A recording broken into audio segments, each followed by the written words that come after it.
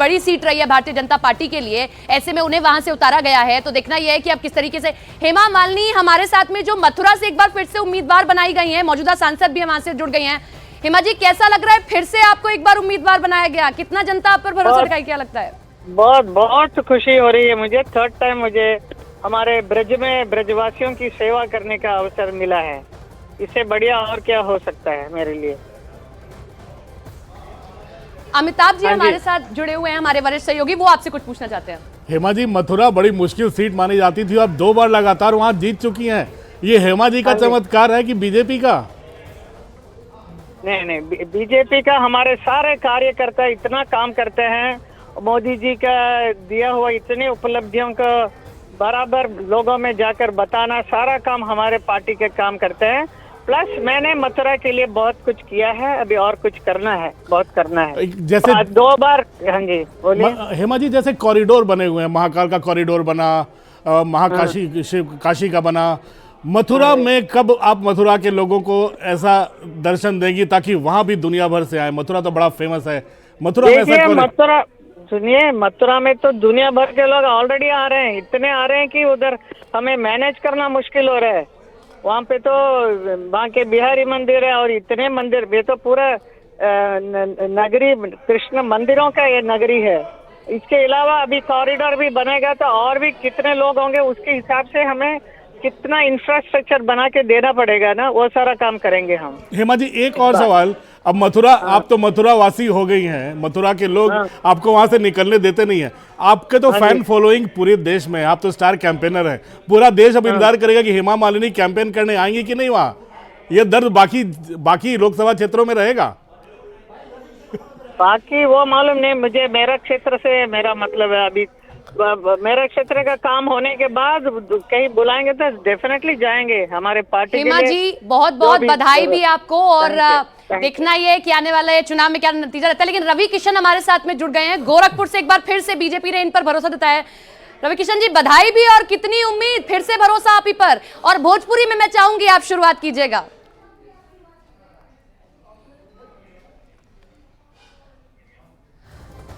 तो रवि किशन को गोरखपुर से एक बार फिर से मौका दिया गया है। हेमा मालिनी को भी आपने सुना, मथुरा से एक बार फिर से उन पर बीजेपी ने दांव खेला है और पिछला भी चुनाव वो जीती, बहुत बड़े मार्जिन के साथ जीती, और एक बार फिर से उन्हें यहां पर मौका दिया गया। हालांकि विरोधी कहते रहे कि मुंबई से आकर क्या यहां पर इस तरीके से यहां चुनाव जीता सकता है। उपेंद्र का रुख करते हैं। उपेंद्र, अभी आपके साथ लोग थे, मिठाइयां खाई जा रही है। हाँ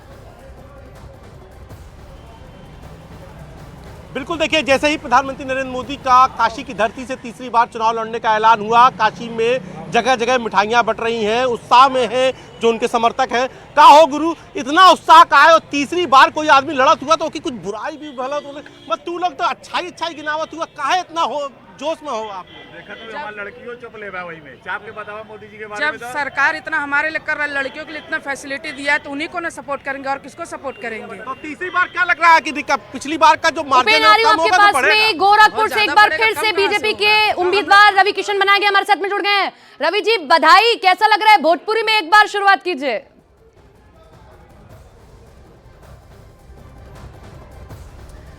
करेंगे रवि किशन का रुख, हम कोशिश करें कि उनसे संपर्क साध पाएं।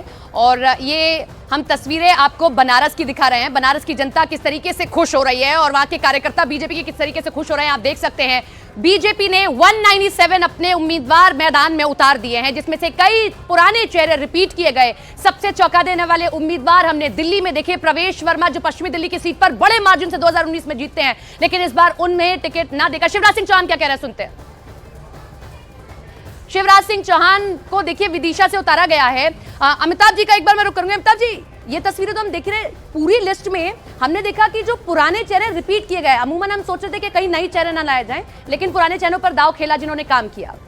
हर राज्य में अगर पूरी की पूरी लिस्ट देखें, प्रधानमंत्री का नाम सबसे ऊपर है। दूसरे नाम पे अगर अंडमान निकोबार से विश्व पदरे, ये 2 बार पहले भी बीजेपी के सांसद रह चुके हैं। अरुणाचल प्रदेश से किरण रिजिजू, तापिर गांव, ये दोनों बहुत अनुभवी चेहरे हैं। तापिर गांव हो चाहे किरण रिजिजू, डेढ़ 2 दशकों से 3-4 बारी से लगातार सांसद बने हुए हैं। तो अगर तो अजय मिश्रा टेनी के नाम को लेके क्या कहेंगे आप? देखिए, अजय मिश्रा बहुत विवाद में, मैं इसीलिए इस पर आई थी कि बड़ा विवाद था। फिर भी अजय मिश्रा टेनी को लेकर काफी विवाद था, लेकिन मुझे लगता है एक बार फिर विनेबिलिटी क्राइटेरिया, एक बार जो जीत सकता है उस पर दांव लगाया है पार्टी आला कमान ने, और आला कमान को भरोसा है कि एक बार फिर वो बीजेपी की लहर में जीत कर वापस आएंगे। और मुझे लगता है निरहुआ को भी रिवॉर्ड दिया गया कि बाईपोल में उन्होंने बड़ी मेहनत करी, फिर भी उसने दे दिया गया उनको मौका। बिल्कुल, निरहुआ को बाईपोल में मौका मिला था और आजमगढ़ में वो जीत कर आया था। आजमगढ़ में अगर उनकी नाक के नीचे जीत कर आ रहे हैं यादव परिवार के, अखिलेश यादव के, तो ये बहुत बड़ी उपलब्धि थी। और यही उपलब्धि है जो उनको इस बार फिर चुनाव लड़वा रही है,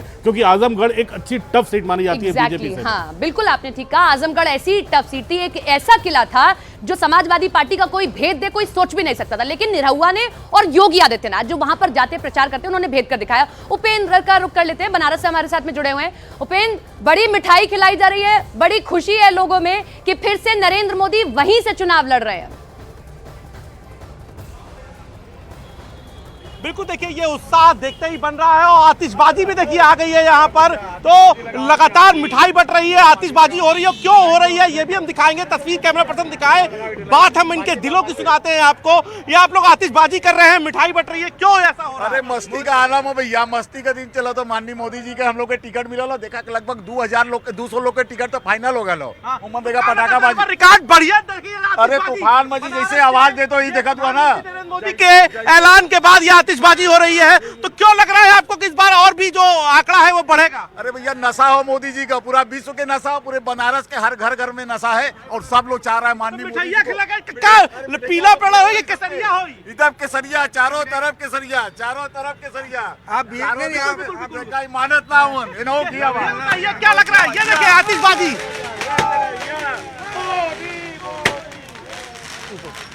ये देखिए क्या इतनी है, ये आतिशबाजी देखिए। प्रधानमंत्री नरेंद्र मोदी के नाम के ऐलान के बाद बनारस में ये आतिशबाजी की तस्वीरें मैं दिखा रहा हूँ, ये आतिशबाजी हो रही है। तो क्या लग रहा है इस बार के जो आंकड़ा है वो बढ़ल घटल? अरे जैसे आसमान में आतिशबाजी हो तो इसे पूरे विश्व में बाबा का नाम हो, माननीय मोदी जी का, माननीय मोदी जी का नाम चारों तरफ ये आतिशबाजी की तरफ फैलत रही और प्रभु का आशीर्वाद, प्रभु राम का आशीर्वाद, बाबा भोलेनाथ का आशीर्वाद यहाँ मिलत रही। बात एक बार आप युवाओं का क्या लग रहा है, युवाओं के क्या रहेगा नजरिए बनारस में?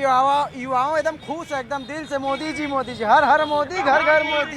मोदी पे काफी गलत विश्वास तुम लोग काहे करत हुए? अरे 2047 का लेके चलत हुआ सिस्टम, हम लोग के देश के विकसित करेगा, उनके पास पूरा प्रणाली हो, इतना बड़ा प्रणाली लेके चलत हुआ, इतना सिस्टम हो। काशी से एक बार कह रही, विपक्ष भी पूरी तैयारी कर रहा है काशी से, क्या लगता है? समाजवादी पार्टी कांग्रेस एक है, तो ऐसे में क्या मुश्किल पैदा होगी इस बार? बहुत मुश्किल पैदा हो जाए, कुछ भी नहीं कर पाएंगे, सब चोर हैं। मिठाइया खिलाई, गाना बजाई, ई है आप देख रहे हैं बनारस, ये बनारस की अल्हड़ मस्ती है जो आपको दिखाई दे रही है जब नरेंद्र मोदी को एक बार फिर से वहां उम्मीदवार बनाया गया है।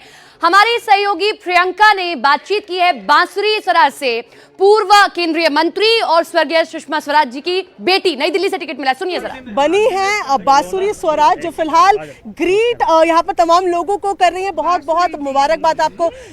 देखिए तमाम लोग जो लोग आ रहे हैं बधाई दे रहे हैं, और बांसुरी स्वराज जो है अब नई दिल्ली लोकसभा से चुनाव लड़ने वाली है।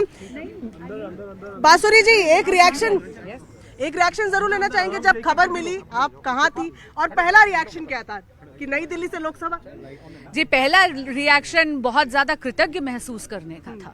मैं आदरणीय यशस्वी प्रधानमंत्री श्री नरेंद्र मोदी जी का आभार व्यक्त करती हूँ, माननीय हमारे गृह मंत्री श्री अमित शाह जी की, हमारे राष्ट्रीय अध्यक्ष श्री JP नड्डा जी की, हमारे संगठन महामंत्री श्री BL संतोष जी की, हमारे प्रदेश अध्यक्ष वीरेंद्र सचदेवा जी की, संगठन महामंत्री पवन राणा जी की, दिल्ली के प्रभारी जय पांडा जी की, मेरी बड़ी बहन अलका गुर्जर जी की, और भारतीय जनता पार्टी और संगठन के एक एक कार्यकर्ता की मैं कृतज्ञ हूँ, आभार व्यक्त करती हूँ कि मुझे इस योग्य समझकर ये अवसर दिया।